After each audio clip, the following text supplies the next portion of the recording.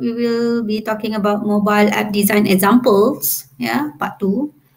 And this is week 6. So project you by next week memang dah kena start lah, because next week kita akan masuk topik software architecture, things that you have already know, tapi kita nak pergi tengok contoh-contoh lain, some of different types of the architecture pattern, So for this week kita habiskan mobile design, and from today sebenarnya you dah ready, to create your architecture design. Alright. Okay, sebelum kita start, one golden rules untuk semua app developer, including you, So this is a rule for anyone yang nak develop any app or any system, for school purpose ke, for your own purpose, custom made ke, for fun je ke, or for some businesses. This is the golden rule, No matter what type of application you're building, it has to make life easier, especially your users, So there are usually more than one type of users that using your app. So make sure their life become easier. Jangan nanti bila pakai app you jadi susah lagi hidup mereka. Macam I think you already have lots of experiences kan with systems and apps where by using them it makes your life more miserable, ataupun rasa macam nak mengutuk je bila pakai kan. So please avoid that, You one day you will become app developer, so make sure you apply this rule, to yourself. Okay. So usually when we decided to create any apps, we have that information coming from requirements. We have already know that from the beginning. So like in the domain statement, we already state that whether we need some mobile app or only online system, web-based system, or is it going to be web app? So usually it comes from the requirements. You know that already. Okay, so when it comes to design, you have to decide whether what kind of mobile app. If stated mobile app, then you have to come up with your design, whether this is going to be this type or that type. So mobile app also have different types as well. Okay, so during architecture design, we will investigate the design, and you have already experienced how to draw the ADV1 with mobile app, for mobile apps.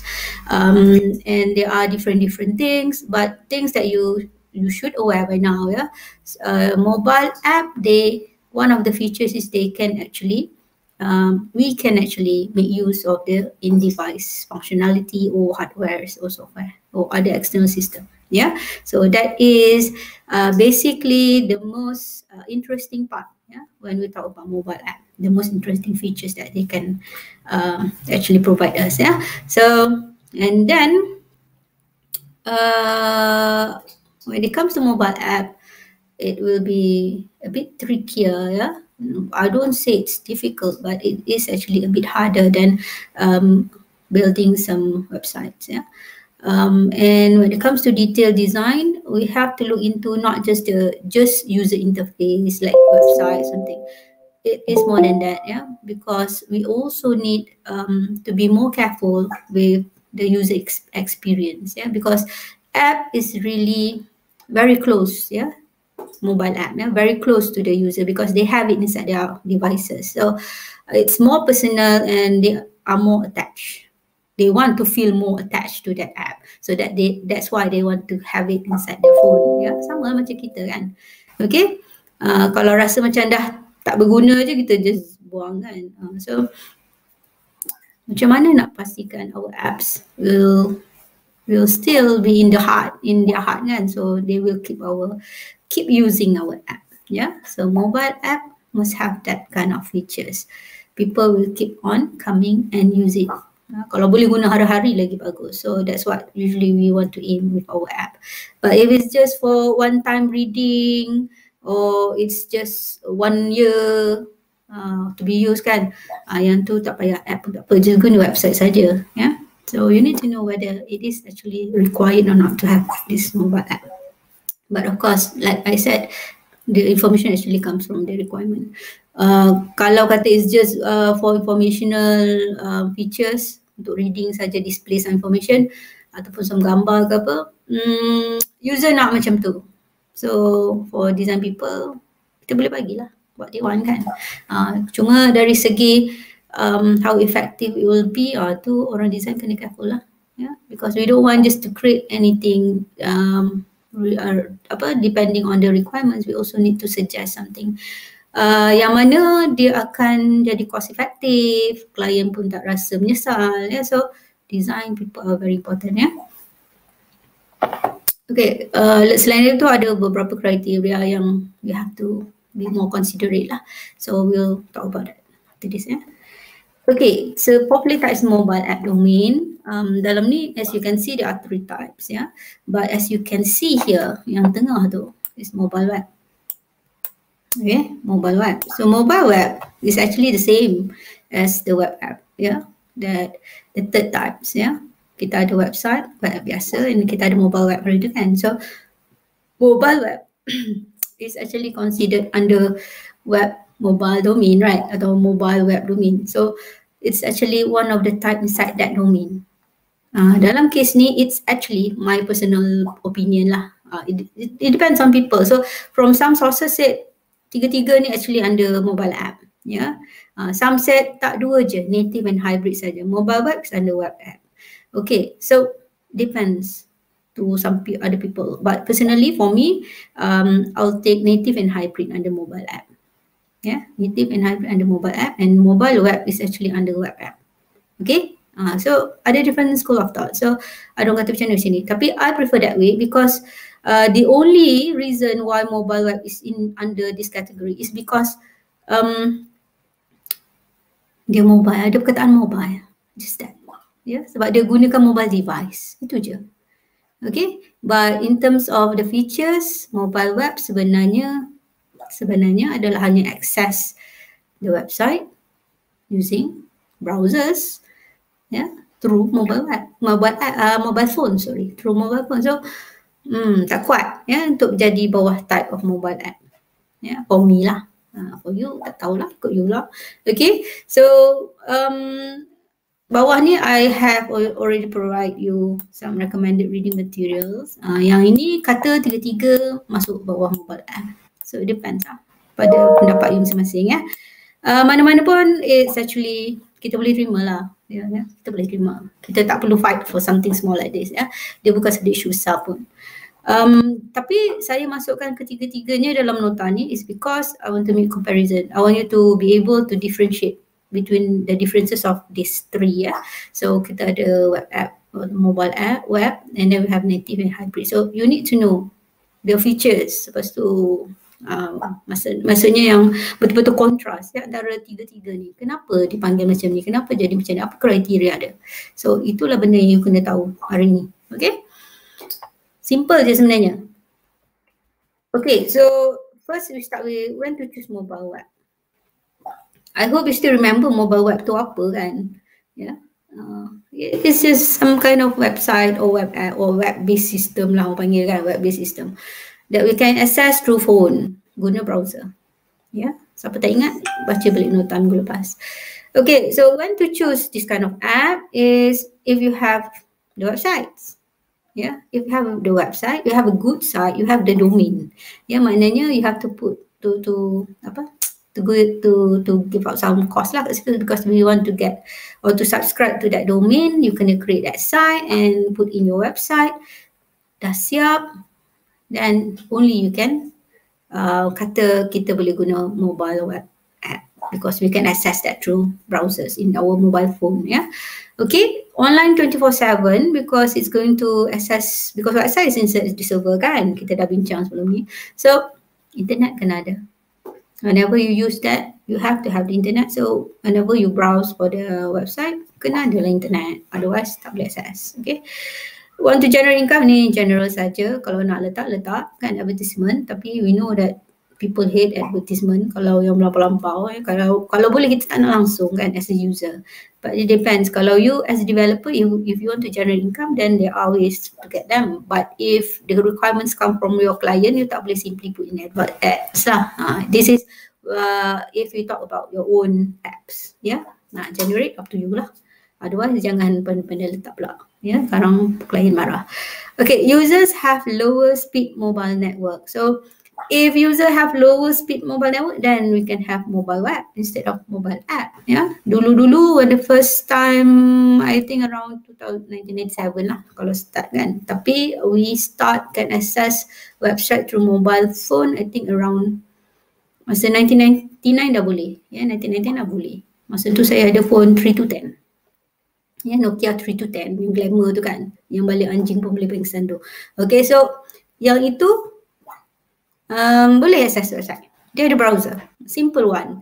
But of course dia punya website yang dia boleh access is something yang tak banyak images. Kalau ada images pun we need to, kita panggil apa, kita kena cut the images into small part, and kita bila kita load website tu dia kena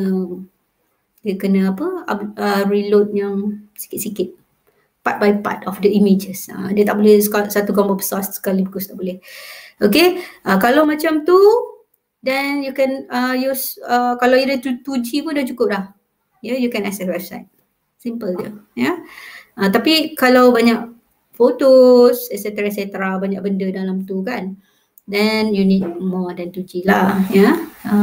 So you have, at least we have options, ya. Untuk mereka yang tak ada teknologi yang canggih ataupun maybe dia punya connectivity very weak kan, we still can provide them with this kind of websites lah, websites. Okay, compatible with all the smartphone, macam saya kata lah, asalkan ada browser, ya, dia boleh access internet, then kita boleh guna. Alright. So another information dia, yang penting features dia, kriteria dia perlukan web browser. Mesti perlu web browser. Okay, dan much easier to build compared to native mobile app. Yes, this is true. Bukan much easier, memang easy sangat. Ya, memang easy sangat compared to native mobile app or compared to any kind of programming that you have done before kan. HTML ke, nak pakai JavaScript, so everything is very simple. It's already simplified for you. And for HTML it's very basic. Ya, apa you nak semua you boleh buat. Cuma itulah dia limited lah.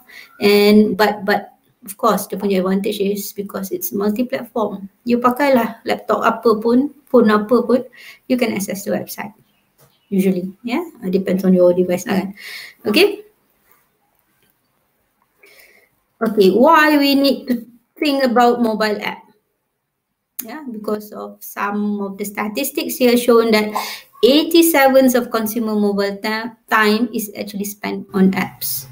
Ya, mereka lebih gemar menghabiskan masa dengan apps. Mereka guna banyak apps, ya. And only 13% spend on mobile web. Okay, so yang ini kalau dari segi general for me personally, ya, macam you jugalah. I think you do lots of Google punya ni kan, you serve on the Google kan. So I guess mobile web pun banyak lah kita pakai because of the browser. Tapi when we talk about the same application, the same source, for example Maybank to you, yeah. So we have app and we also have mobile web kan. Mobile, we have websites. With our websites we can use browser to access the website through mobile phone, or we can also use Maybank to you app, ya. Kalau you suka yang mana? You suka guna yang mana? Tak kisahlah Maybank to you ke ada bank lain ke yang ada dua-dua ni. Mana satu yang you pakai? Which one do you prefer? Your personal your personal interest lah, preference you. Yang mana satu you pakai?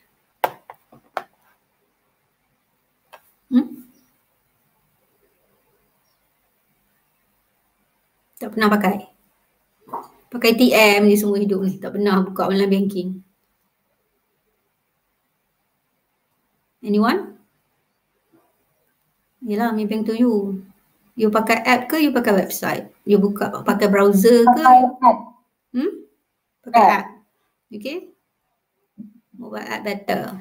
Apps. Okay, kenapa mobile app you rasa better? Why? Because app nowadays no need to log in. It just can using the face sensor also can. For banking also? For the online banking as well? Bank mana tu? Yeah, Hong Leong Connect app. Oh, Hong Leong boleh pakai ni. Dia pakai apa? Thumbprint ke apa? Dia pakai apa Hong Leong?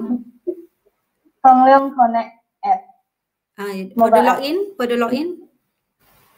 For the login, just scan my face on it. Also can log in. Oh yeah. Okay. Alright. Okay.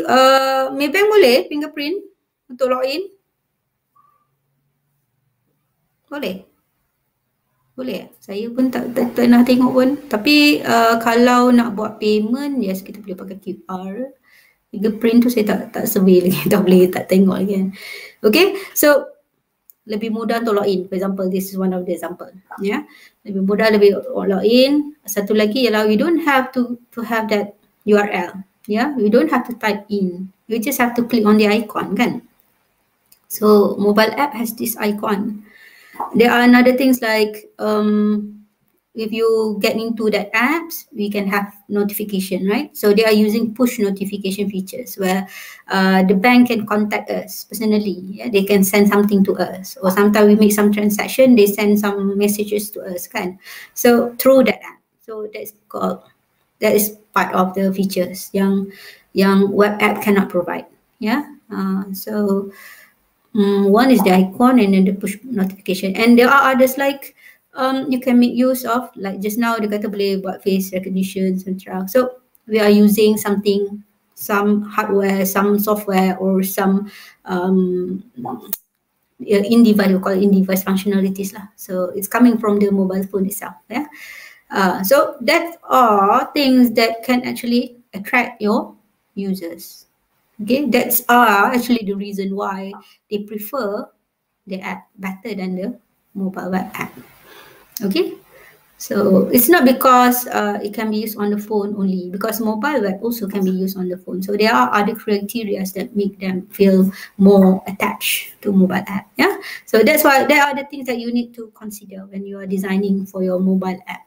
Yeah, kita tak nak just because what I can see from FYP exhibition kan, it's just some sort macam web programming punya kelas ataupun native, bukan nak kata native, native tapi macam tu quality dia low sangat lah. Maksudnya dari segi design, it's just like to display something from the database, insert something to save dalam database, macam tu je. So tak nampak lah kelebihan mobile app tu. Yeah. Kalau just for the sake nak save and nak panggil database, nak display balik, boleh pakai website je kan. Website pun senang je nak buat kan. Tapi sebab kalau buat website lagilah tak apa-apa, dia jadi macam tak ada value sangat. So they choose mobile app. Tapi bila guna mobile app, macam tak payah guna mobile app pun tak apalah. Sebab dia punya tak tercapai, dia tak gunakan kelebihan yang ada pada mobile app. So for you kena design something yang orang kata memang, alah you pun user, you faham pun maksud saya kan. Okay, macam contoh yang banking system ni lah, ada login guna apa, some hardwares. Kita nak benda macam tu, boleh tak you buat masa FYP pun macam tu, ya. Tapi mestilah benda tu related, jangan tiba-tiba sebab dia kata kena masuk something, you pun buat benda lain, tiba you masuk benda tu sebab you rasa dia interesting. Tapi benda tu tak kena, tak boleh juga, ya. So be careful with the design. Alright, so when to choose native mobile app, yeah. If you need to access, the requirement says they want that technology, or they want to have access to the API, ya, ataupun mungkin dia tak mention the API tapi dia kata dia nak guna QR code, for example, boleh scan. So native lah, ya. So that is when you have to choose native. Sebab kalau website ke tak boleh pakai kan, web app tak boleh pakai benda macam tu, tak boleh provide. Okay, can be designed offline. It can be designed to be offline. So offline mean kalau tak ada internet pun boleh pakai. Yeah, cuma mobile app sometimes they need to access the server as well. If they keep data there, then you have to access to database, to the server, then meaning that you have to have internet lah. Yeah, but otherwise you can have some computation ke, it can be done locally inside the phone, then boleh pakai offline saja. Yeah, so you kena ingat mobile phone tu ada banyak sektor kan, ada banyak department. So some department kena keluar, some department duduk dalam department tu saja. So kalau duduk dalam department saja, it can be offline. Okay, it can be also some part offline, some part online, or it can be totally online. So it depends on you. Okay, depend on the design and requirement as well. Enclosed and locked environment. So kalau you guna mobile phone, nak masuk mobile phone, you dah ada PIN number you kan, dia ada PIN you, nak guna apa-apa tu.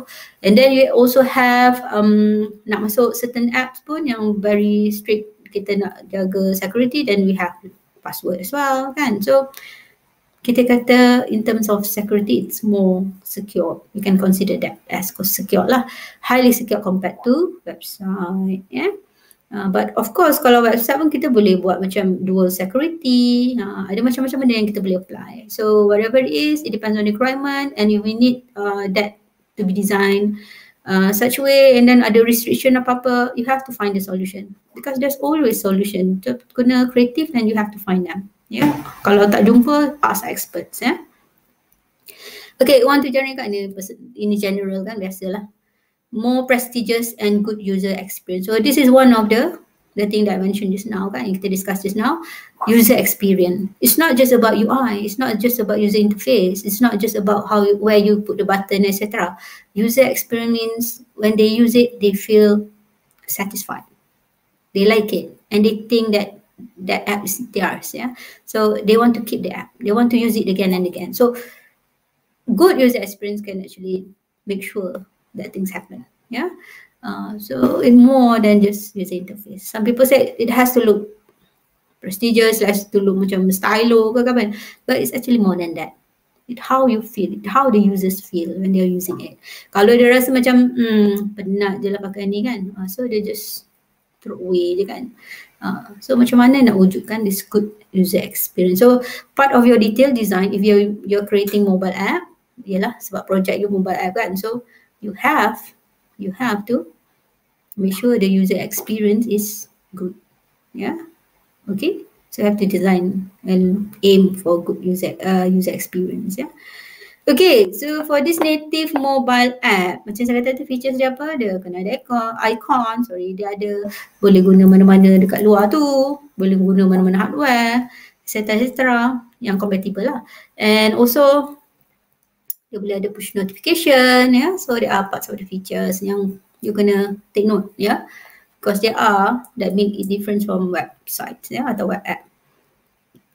Okay, develop for a single mobile operating system, OS exclusively. Maknanya, one thing about native mobile app is there are two main platform kan. Kita ada Android dengan Apple. So masing-masing ada development platform masing-masing. They have their own favorite languages. Yeah. So bila we are assigned with requirement where we have to build an app. Yeah. But the app can be used by both Android and Apple users. That is where the challenge will be. Yeah. Sebab dia ada dua platform ni. So if you have to create one app, sebenarnya you have to create two apps separately. Yeah. It's just that you have to make them look similar. So dua kali kerja lah. So itu challenge dengan native ya. Easier to build today due to prevalence of developer tool, element as SDKs. Ya, ada banyak library sekarang, so sangat senang.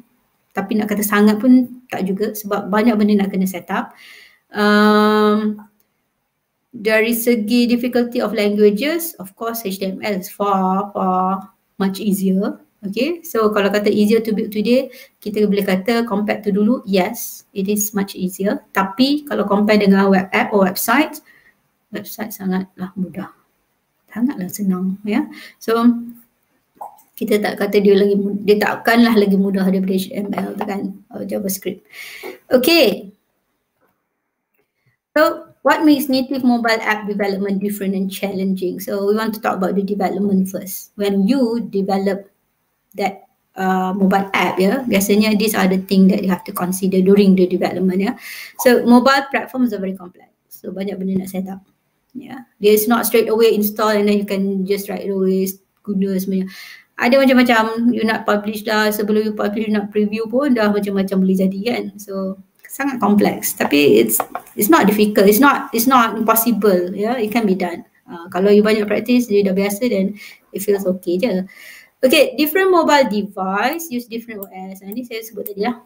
Okay, so this is actually kind of a challenge lah. Yeah, if the requirement said they want one, but for both platform, then it will be a huge challenge. Small and varied, smaller, varied screen sizes. So guna mobile phone, guna tablet, guna macam-macam rupa, banyak size screen sizes kan. So how can you manage to apa? Contohnya macam kita tukar phone hari ni, guna phone lain esok kan. Tapi feel to use that app tu mesti lebih kurang sama walaupun size dia sangat berbeza, but the feel must still be the same. Ya, dia punya rupa pun masih lagi elok terletak. Ya, so how can you actually guarantee that to happen kan? Sebab dia akan affect lah some of the position of the buttons ke apa kan, font ke etc. So itu antara yang a bit challenging lah dalam waktu you develop them, ya. Okay, and also limit display of some content, maknanya dalam website you letak banyak kan, tapi dalam mobile app you kena be more careful ya, because the screen size small, jadi you tak boleh display everything ya. Kita tak nak, contoh ya, suka sangat student buat courseware kan, bila part nota tu boleh kata semua lah, bila part nota tu memang ya Allah bosannya. Dia akan scroll, kita akan scroll sampai bawah and all the text macam sama je, tak ada gambar, tak ada rupa tajuk je, colour lain, size lain sikit, yang lain semua sama. Ataupun yang adalah tanda-tanda sikit, colour lain sikit. Ya Allah, kan, boringnya. Siapa yang nak baca nota apa panjang macam tu? Kata courseware, kata boleh tarik perhatian pelajar untuk belajar. Tapi if just like that kan, in terms of design kan, macam mana nak capai semua tu, tak tercapai punya lah. Ya, kita tengok pun dah sedih kan. So itu tak ada contoh lah yang senior-senior selalu buat dalam FYP exhibition ya. So kalau ada tahun ni, kalau you boleh tengok Sam ni kan, tahun ni buat online juga, so maybe you can get the link and go and watch lah some of the videos kan. Dia akan buat demo, so can see lah some of them, actually many of them ya. Okay, hopefully masa you tak ada lah every semester I say macam ni kan, tapi every semester akan ada juga yang jadi macam tu. Alright, okay, next, device constraint. Okay, bila kita nak develop mobile app, you must make sure that you consider the device constraint, sebab device kadang-kadang kita pakai bateri mati contoh and then you tengah isi borang kan, lepas tu you pun charge, tengoklah orang dah isi sampai nak habis ni kan, tinggal sikit je lagi, bila you on balik, alamak dah habis dah semua, you kena do all over again kan. So itu antara constraint lah. Contoh lah, if your app actually needs someone to fill long punya, contoh buat questionnaire ke apa kan, contoh lah ya. Okay, and also there are other limitation dari segi connectivity dia, ya, dari segi memory dia, banyak lah benda yang you kena actually, sebenarnya dalam requirement you have to put in the device constraint as well. But of course device constraint ni ada banyak, so you have to look, dan all the general constraints sebenarnya you kena masukkan dalam requirement ya. Dulu tak tahu code kan, so sekarang dah tahu, it's better if you can update lah you punya SRS lah. Quality requirements a bit different ya, sebab website ni kita tak fikir sangat pasal user experience ya. As long as people can access, they can see, if you display something they can see. If they ask for something to find from database, then we can display that, contoh lah kan. Itu je. Okay, so dari segi quality dia mungkin hanya tentang how far, how long it takes to load some of the pages tu je. Ya, usually macam tu je. So quality lain dari segi interface ya, dari segi rupa, dari segi kalau ada button or submit button, ada kaya function or not. So not much as mobile app. Kalau mobile app ni dia lebih lagi. Ya, sebab kalau dia silap satu tempat je, habis orang akan reject that app ya. Because mobile app, macam saya kata lah, people very attached with mobile app and they keep the things that they like inside the phone. So kalau diorang suka, dia akan letak. So quality requirements will play a big role ya, to to make sure that they like our app. Okay, often execute on a variety of device platform. So portability is important consideration. For example, if you change your phone kan to another new phone kata, and then you try to download them. Kalau tak boleh download atau you have some problem with it, then kita kata dia tak portable. Yeah, they still have to use the old phone contohnya. So you have to make sure that it can be portable. Yeah, it can be. Maknanya kalau download balik kan, install balik, and then they can get access to their own app yang asal tu, yang ada dalam phone lama dah. Kalau you can make sure that, then it's going to be good lah. Yeah. Okay. So this one is about technical part. Yeah. What do you have to consider in when we talk about technical? Yeah. So this is not something to put you off. Yeah. This is something to help you realize that when we talk about mobile app, there are many technical stuff, small thing that you have to be alert. Yeah. Okay, multiple hardware software platforms sometimes depend on external services. So when we use mobile app, we actually involve lots of different component, different subsystem, different hardwares kan. We can actually kan. So if you do, then semua ada their own nak set up, dia punya macam-macam lah. Ya, nak guna semua tu kan. So it's not just that one app saja. It's actually about all that related to the component. That's why kita kena ada the ADV1, yeah. And also you need to provide all the instruction how actually developer can take in and use this external system, for example, inside your to let them communicate with the mobile app. So itu semua technical, yeah. So in design actually we have to provide all the technical information as well. Yeah, it's not just macam kita bagi lukisan rajah je, tak. It needs all the advices. You lah yang bagi advice tu pada developer. Yeah, designer give the advice. Okay. So many different development framework and programming languages available. So ada banyak framework, ada banyak languages yang digunakan dan semuanya ada kelebihan masing-masing. It depends on your, dia contoh macam ni lah, kalau you have gone to one workshop kan, they are using some framework yang ni. So you want to use that framework and you are you're comfortable with it, then you can proceed. Yeah, because in terms of performance sebenarnya lebih kurang sama je. Yeah, whichever program, although there are people keep on compete lah, Java lebih baik dari Python lebih baik dari, it depends on you, yeah, how good you are in that languages and also how comfortable you are with the language, yeah. Itu je. Tapi of course you can read, sometimes memang betul lah, yeah. For example, saya dulu memang avid Java user, so ada banyak benda yang saya tak boleh buat dengan Java, especially when kita nak guna data structure tu lah, ada when we store data kan, adalah sedikit dia punya disadvantage. Tapi kalau you tak guna sampai tahap tu, you tak guna sampai macam saya guna sebab because of my PhD involve lots of huge data, so kena ada that data structure yang bagus untuk cepatkan apa indexing semua kan. So then saya perlukan that features. Kalau guna Java tak boleh nak achieve, saya terpaksa guna C++.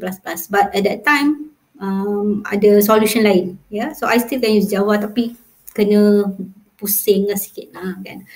So that's how you have to do the things, yeah. Kalau ada problem ke apa, find the solution.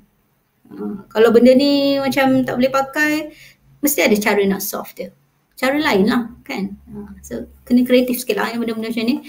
Okay, different app stores with different rules and tools. So kita tahu kita ada Apple Store dengan Play Store kan, Google Play Store. So masing-masing ada kriteria dia masing-masing. If you want to publish some app there, you kena follow the criteria kan. So you have to set your apps to follow the criteria yourself. Masa installation, also masa you nak publish, masa macam-macam lah. So ada banyak kriteria dia. Kalau you have to create one app for two different orang kata different platform ni, so maknanya you have to follow both. Dia lain-lain punya kriteria, so penat lah. The things sebab ni technical kan, so technical bila kita kena nak publish pun the steps that we do actually part of the technical. So what are the steps you have to do, apa benda you kena key in, apa benda yang you kena pastekan contoh lah kan. So that is actually part of technical. Okay, and kalau you prefer Android saja, then you boleh guna Android saja. Ya, tak payah mesti buat dua-dua, tak. Ya. But of course depends on the requirements from the user. Very short development cycle. So usually kalau orang buat mobile app ni, it's because they following some trend, ya. And of course if they want to provide some app kan, kita nak buat app kita dulu so that people will find our app first, ya. Kalau viral pun first app kita first yang viral. So people will all subscribe kan, semua nak install your app kan. Then kita kena buat cycle yang pendek lah. Maksudnya kena cepat siap. Ya, kena cepat siap. Tak boleh ambil masa panjang. Contohnya pakai waterfall buat satu. Kan? Contoh FYP 1 ada 14 minggu. Buatlah satu. Sedangkan semuanya boleh siap dalam masa 6 bulan tu, dah boleh siap dah satu app tu. Dah boleh present dah sekali. Contoh lah kan. Tapi no, people decide to one by one. Kalau guna waterfall tu memang one by one lah dia buat. Ya.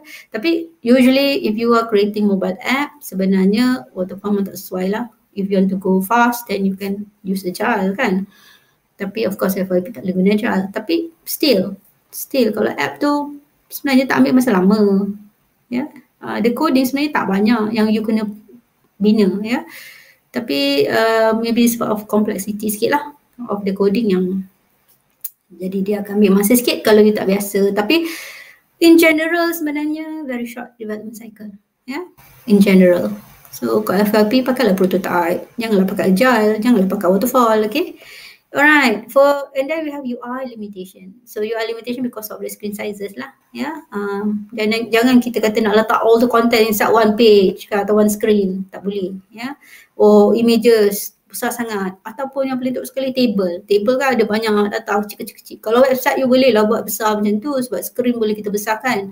But kalau phone tu walaupun besar pun nak tengok, bayangkan table yang sebesar-besarnya, you nak tengok through mobile phone, lepas tu you nak resize dia kan, nak besarkan dia, alahai, still tak memuaskan hati sebab tak nampak pun. Baca pun part tu je, macam tak boleh nak connect columns dengan columns yang lain kan. So, ada limitation lah, ya. Jadi kalau ada table yang besar-besar tu, usually we have to divide them to small tables, ya, small table. Dan they're related and all the table must be named lah. Okay, so depends on the design. So that one kita panggil design dari segi content, ya, kandungan. Jadi dari segi table, dari segi teks yang you masukkan, semuanya perlu di-design. So that is detail design part, ya. Security and privacy margins policy. So you have to understand the security, what kind of security that you can gain through mobile phone. Lepas tu apa policy yang kita boleh apply, ya. For example, privacy dari segi user, what kind of things that they don't like, ya. What are the things that they like, especially yang don't like lah. Apa policy dia orang ni? So you have to make sure that you did not implement something that they don't like, yeah, because it's actually, dia kata macam mengganggu privacy dia. So make sure you buat that, ya. Jadi untuk avoid tu, maknanya you kena baca lah, you kena tahu lah, ya. That's why kita technical consideration, ya. Even constraint, semua tu technical, ya. Technical tu bukan coding tu saja technical, ya. Semua everything, the SRS itself pun adalah technical. The diagram that you draw is also technical. So that are the things we call technical, ya. Some people they don't understand technical. They thought only coding is technical.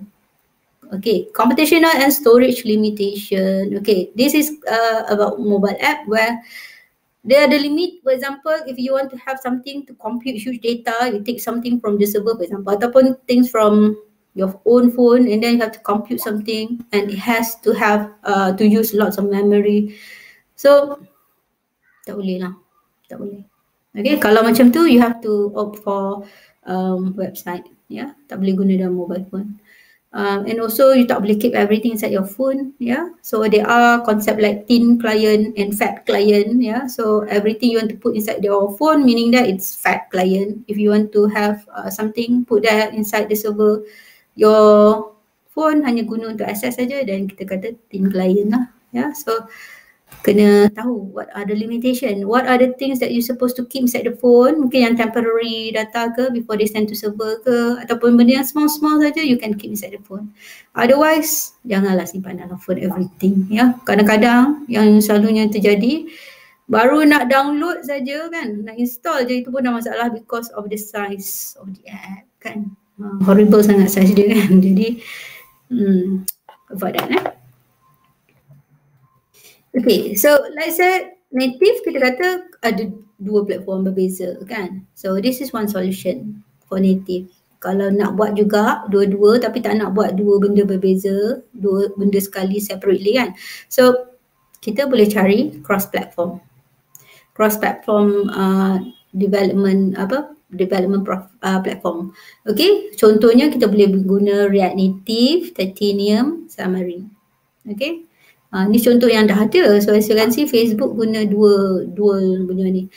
Dia bina sekali saja. Ya, dia bina sekali saja. Dia tak ada bina dua tempat. Ya, satu Android, satu ni tak. Dia bina sekali saja dan kedua-duanya boleh, satu tu boleh digunakan oleh kedua-dua platform. Ya, dua-dua jenis phone lah. Okay, so by this one senang lah. Kita panggil code base lah, satu code saja.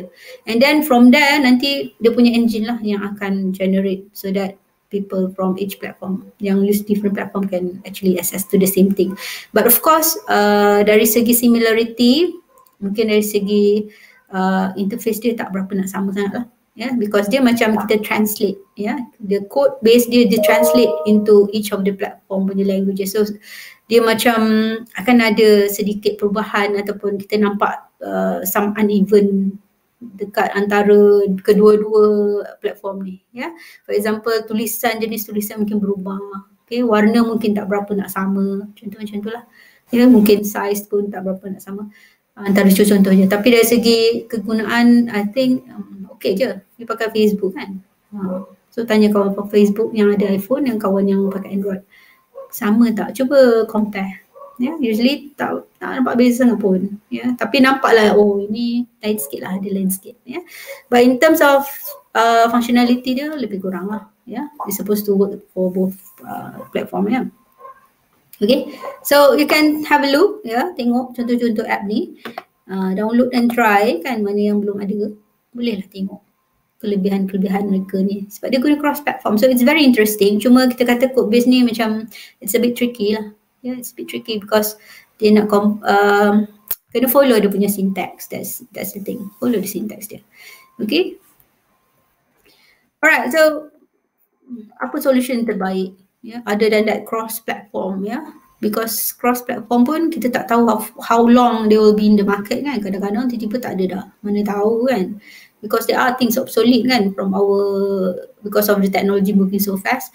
Kadang-kadang benda tu dah tak ada kan. So any other option? So kita kata to take both of best world. Maknanya kita ambil features yang bagus daripada kedua-duanya. Ya, daripada Android-nya style dengan iPhone-nya style tu kan. So kita ambil yang kedua-dua punya tu. This is about mobile app kan. Hybrid mobile app is for the world. We're not talking about platform. We are talking about web app dengan mobile apps kat sini. Okay. Kelebihan antara kedua-duanya. Apa kelebihan mobile app? Apa kelebihan dalam web app? Apa kelebihan dalam mobile app yang you rasa you nak kekalkan? Contoh-contoh features yang you nak kekalkan.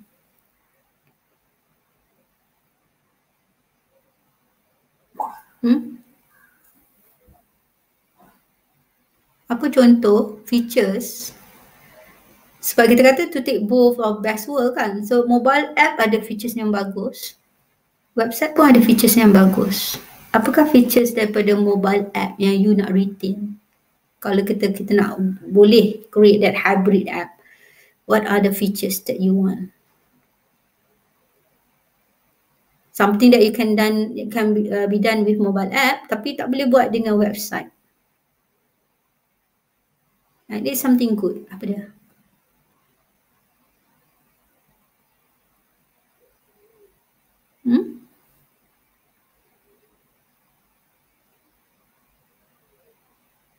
Anything?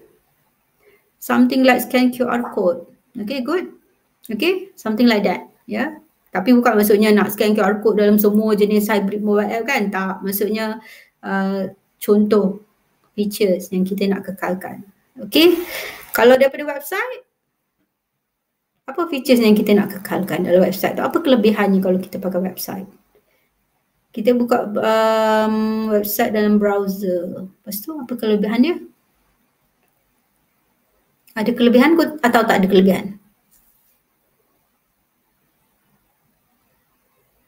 Ada? Tak ada? Ada? Tak ada? Website tak ada kelebihan.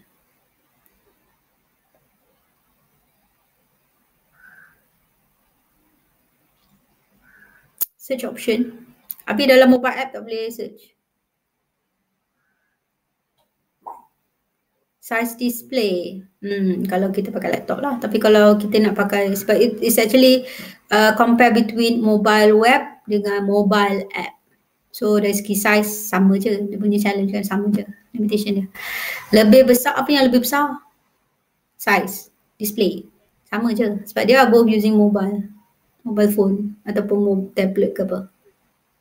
They have the same limitation. Apa lagi kelebihan antara mobile app dengan mobile web? So apa kelebihan mobile web? Good images. Kalau dalam app tak good images ke? That depends on the performance of the phone. Tapi like I said, what we're talking now, we're discussing now is actually using mobile phone. Contohlah mobile phone atau tablet. The same limitation, the same spec of devices for example. Apa kelebihannya? Kalau guna website. Tak perlu download app. Is it kelebihan? Tak perlu download app bagi mobile web. Kelebihan ke? Ataupun kelemahan? Speed can save time. Searching boleh juga. Speed, they are both using mobile phone. Kalau satu guna local punya function, maybe dia akan affect the speed kan. Tapi selalunya speed ni kita tak perasan pun kan. Kalau website kan lagi lambat nak download kan. Kalau ada gambar besar contohlah. Security, I think we have discussed this now. I actually told you just now kan. Dari segi security, I think mobile phone dual dah. Daripada depan dalam app. Kalau dalam website, masuk dalam app pun ada juga security kan. So I guess security is not the major features for a website. Bukan kelebihan utama lah. Don't have to update website, tak payah update. You mean, okay, kalau app tu sometimes you kena update kan. Yelah, saya pun menyampah juga tu. Ya, usually kena ada update je. Okay, we can take that one. Okay, lagi? Apa lagi kelebihan website compared to native mobile app? Tak ada, tak boleh fikir. Okay, so when to choose hybrid mobile app? Let's see Number 1, access to wide range of API. Siapa punya kelebihan ni? Mobile app ke website? Native mobile app ke ataupun web app, mobile web app? Kelebihan siapa ni? Ni. Siapa punya? Mobile app? Mobile web. Mobile app. Good. Okay. Kalau yang ni? For multi-platform. For multi-platform. Web app. So inilah kelebihan web app. Ya. Tak perlu kisah Android ke ataupun Apple ke kan. So kita boleh guna mana-mana. Ya. Tak payah kisah. Because they are based on HTML. Any browser can read HTML. They can display information based on the HTML. Server can also understand HTML. Yeah, dia boleh generate information into HTML so that they can communicate between browser and server kan. So tak ada issue tentang multi-platform. As long as both phones or devices kan. As long as they have browser, then they can actually access to that website kan. Alright. Okay.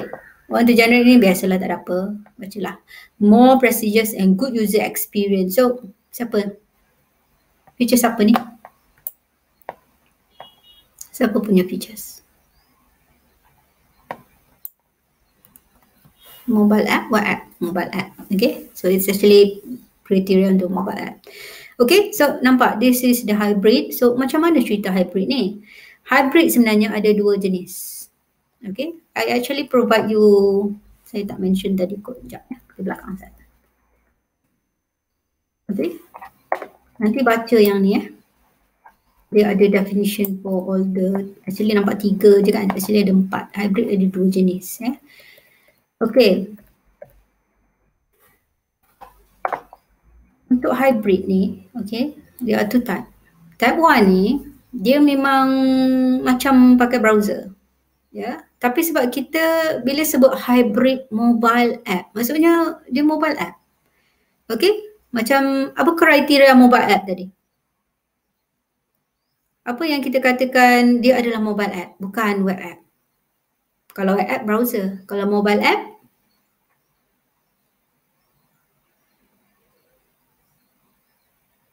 icon. True? Okay? Okay, so hybrid ni sebenarnya dia guna icon, dia tak pakai browser. So it actually dia nak take advantage, bukan take advantage, dia nak disguise macam mobile app. Tapi sebenarnya dia pergi access sama website. Okay? Tapi kita tak tahu sebenarnya, user tak perasan, mungkinlah tak perasan. Kadang obvious sangat kan, tapi kadang-kadang kita can actually disguise and make it feel like native mobile app. Ya, sebenarnya kita just letak URL and dalam satu folder dalam our app-nya tu, and then just go and access, then display the information there. And it's actually taken from that server, from that website. Yeah, so that is hybrid type 2. Hybrid type 1. Yeah, okay. Hybrid type 1, the display website inside an app. Tapi an app tu dia cuma ada the access to the website je. Tapi dia ada icon. So kita tak perlu guna browser. We just click on the icon. We download dalam Play Store macam biasa, and then we can just click and to get access to the website. Yeah. And it's not actually display the browser. Kita tak nampak browser tu, so it feels like mobile app. Yeah, it's supposed to feel like that. Okay, so dia kata kriteria dia letakkan dalam native container. Native container ni macam folder lah. Dalam you punya, kalau dalam macam Android Studio ke apa, you ada tab-tab kan, you boleh create some for different function kan. So ada satu untuk container, satu folder untuk access to the URL, you just put in, ada some short code, lepas tu you letak je URL, nanti dia boleh access lah. Okay, so that is just some simple example lah. Jadi kita boleh pakai apa? Ionic, kita boleh pakai PhoneGap, tapi sayang PhoneGap ni yang paling senang ni dah tak ada dah, discontinued last year, October. Okay, so kita juga boleh guna Android Studio to create this kind of hybrid, ya. Walaupun usually people use for native kan, tapi boleh guna untuk hybrid juga. Sensor Touch, Cordova with Mona Kamunoka ni untuk interface, ya, nampak professional. Okay, so inilah advice kalau nak guna hybrid type 1. Ya, because dia kan kita kata dia access website je. Tapi because kita nak supaya orang tertipu macam rasa dia guna app, ya. Because we know people so attached with app kan. So kita jadikan website itu masuk dalam app kita, ya.